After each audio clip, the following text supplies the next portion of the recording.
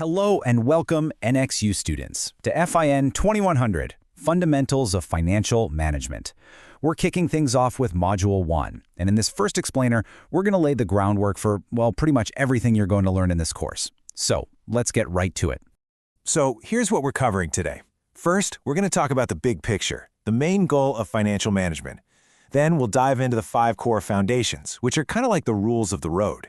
After that, we'll connect those rules to how decisions create value, and finally, we'll take a quick peek at what's just around the corner. All right, Section 1, the goal of financial management. So let's start with the most basic question there is. What's the point of all this? What is the main objective? At the end of the day, what is a financial manager actually trying to do? And here it is. The single primary goal of financial management is to create shareholder value. Now, how do you do that? By making smart financial decisions that do one thing: maximize the price of the company's common stock. See, the shareholders are the owners of the company. So the manager's job, their fundamental duty, is to them. Every single decision they make ultimately affects that stock price. So that begs the question, right? How do we actually make these sound financial decisions? Well, that leads us straight into our next section, the 5 core foundations. You can think of these as the essential rules for thinking like a financial manager. If you can get these down, you are well on your way. And here they are, the big 5. Number 1, time has value. 2, the stock market is usually correct. 3, and this is a big one, cash flow is important. 4, risk requires a reward. And number 5, avoid self-interest. Don't worry, we're going to break down each one of these, starting right now. Okay, let's dig into our first, and maybe the most famous, foundation: the time value of money. The whole idea is simple, but it is so powerful. Money that you have in your hand today is worth more than the exact same amount of money you might get in the future. And why is that? Because of its potential to earn even more money. To make this totally clear, just ask yourself this one simple question. Would you rather have $1,000 right now, today, or that same $1,000 a year from now? I mean, the answer feels pretty obvious, doesn't it? But the reason why you take it today, that's the whole key to this principle. And here's that why in black and white. If you take that $1,000 today and you invest it, let's say at a pretty modest 3% interest rate, in 1 year, it's not $1,000 anymore. It's $1,030. That's an extra $30 you literally wouldn't have if you waited a year to get the cash. That is the time value of money in action. Okay, moving on to foundation number 2. The stock market is usually correct. This really gets at the idea of what we call an efficient market. In a nutshell, what this means is that at any given moment, a company's stock price pretty much reflects all the publicly known information about that company and what it's worth. Let's use a real-world example, say Nike. Imagine Nike comes out and reports that their earnings were lower than everybody expected. Well, that's new information, and investors react to it instantly. The market processes that news, and boom, the stock price of Nike would drop. Of course, the same is true for good news. If they announce a huge new deal, you'd probably see that stock price jump. Our third foundation is that cash flow is important.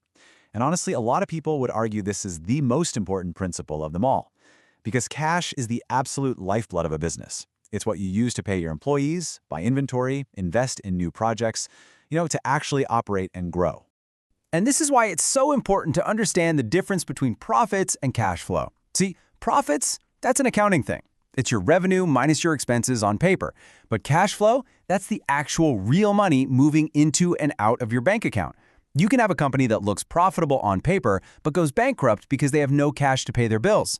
That's why you'll always hear people say, cash is king. Foundation number 4 gets to the heart of every single investment decision. Risk requires a reward. It's actually pretty simple. People are not going to take a bigger risk with their money unless they expect to be paid for it, with a higher potential return. It's the fundamental trade-off of all of finance. And that relationship is super straightforward. As the level of risk goes up, the expected return that investors demand goes up right along with it. Think about it. Would you put your money into a risky new startup if you only expected to get the same return as a super safe government bond? No way, right? Of course not. For taking on more risk, you've got to have the chance at a much bigger reward. And that brings us to our 5th and final foundation. And this one is all about ethics and responsibility. Avoid self-interest. This deals with something called the agency problem. a financial manager acts as an agent for the owners, the shareholders. So if that manager starts making decisions that are good for their own wallet but bad for the company, well, they're breaking their most important duty. I mean, you don't have to look much further than the 2007 housing crisis for a huge example of this. You had executives in the 2000s who were packaging up super risky home loans with safe ones. They then sold these packages to investors and got massive personal bonuses for it. This self-interest was obvious. But then in 2007 and 2008, those risky loans started to go bad, and the huge firms holding them just collapsed. Their personal gain led directly to a global disaster. Phew, okay. So we've got our 5 foundations. Now let's tie it all together and connect it back to our main goal. Let's talk about decisions and value, and see how these principles really guide every single choice a manager has to make. It all boils down to this. Good financial decisions, the ones that follow our 5 foundations, they create confidence and optimism among investors, and that makes them want to buy the stock, which pushes the price up. On the flip side, poor financial decisions, they make investors nervous. They start to shy away, they sell their stock, and the price goes down. It's a direct cause and effect. All right, let's wrap things up by looking ahead. What's next? Now that we have these foundational principles under our belt, we need to start thinking about how they actually work inside a real business. Because it's really important to remember that these principles apply no matter what kind of business structure you're talking about. So later in the course, we're going to explore how all this works inside a partnership, an LLC, and a corporation. The goals are always the same, but how you get there can look a little different.